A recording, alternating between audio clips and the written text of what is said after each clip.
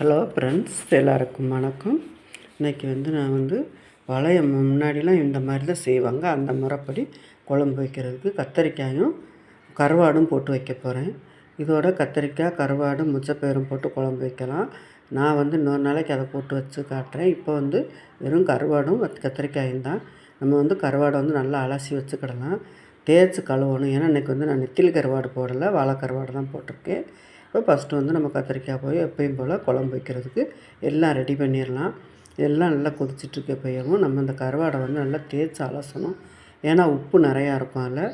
நம்ம குழம்புல போடுறப்பையும் கொஞ்சம் உப்பு கம்மியாகவே போட்டுக்கிடலாம். அதான் நல்லாயிருக்கும். ஏன்னா குழம்புல உப்பு ஜாஸ்தியாகிடும்.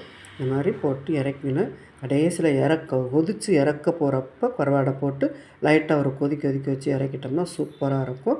நான்வெஜ்ஜு சாப்பிட்றவங்க எப்படியாவது இந்த வாசனை இருந்தால் கூட சாதம் கூட கொஞ்சம் சாப்பிட்டுக்கிடுவாங்க. எனக்கு இன்றைக்கி 3 துண்டு கருவாடு தான் இருந்தது.